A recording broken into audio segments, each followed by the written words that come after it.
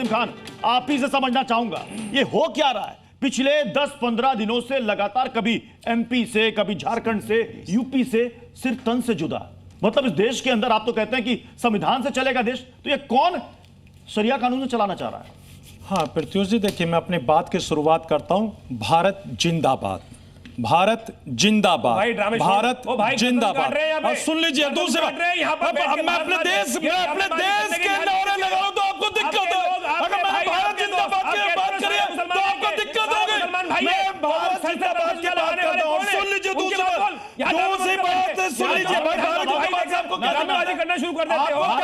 देश चल रहा है, ड्रामेबाजी करने की भारत जिंदाबाद का नारा बैठ जाते हैं, ड्रामेबाजी करते हैं। भारत जिंदाबाद का नारा लगाने को दिक्कत हुई, इनको दिक्कत है। भारत जिंदाबाद का नारा करने के लिए बैठ जाता हमेशा। ड्रामेबाजी से जुदा के ड्रामेबाजी है इस देश में। भारत जिंदाबाद का नारा लगाने सिर्फ ड्रामेबाजी। हिंदुस्तान को बनाता बैठ के हिंदुस्तान के अंदर बनाने के लिए सिर तन से जुदा के नारे क्यों? हाँ देखिए, मैंने अभी भारत जिंदाबाद की कही, एक बार नहीं लाख बार कहूंगा, करोड़ बार कहूंगा।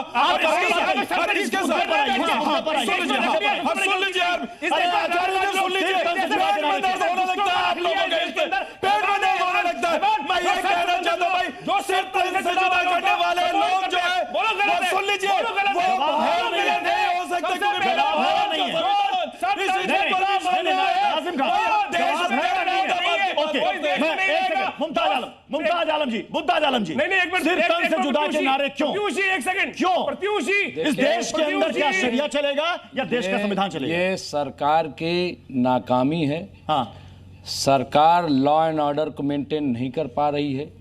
सरकार मुल्क में ऐसा माहौल बना रही है कि जहां लोग, ये सरकार बना रही है। बिल्कुल, ये नारे सरकार बिल्कुल। अब मुझे शक है भाई, ये बताइए आरएसएस में, एक मिनट, आरएसएस जो है राष्ट्रीय मुस्लिम मंच का क्या काम है? आपको ये बताइए, बीजेपी समिति मोर्चे का क्या काम है? हर बात बोलना। मैं अभी मैं एमपी की बात करूंगा ना झारखंड की बात करूंगा।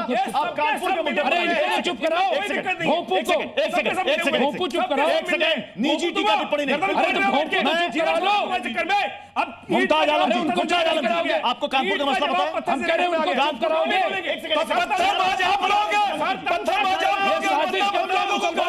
करने के लिए इंसान है या हैवान है? अरे चुप रहिए, पहले हम बता रहे हैं। सबसे पहले हम कह रहे हैं आप पहले बैठ जाइए। आप वहाँ खड़े होइए। जो ये बोल रहा है वो सारे के सारे पाकिस्तानी है। नहीं, आप बैठिए वहाँ पे। पाकिस्तान सरकार नहीं करा रही, इनके लोग करा रहे हैं। एक सेकंड, आपको मालूम है कानपुर का मसला क्या है? बोलिए। वो कानपुर का मसला यह है कि शिया समुदाय के एक युवक ने कुछ आपत्तिजनक पोस्ट की सुन्नी समुदाय को लेकर।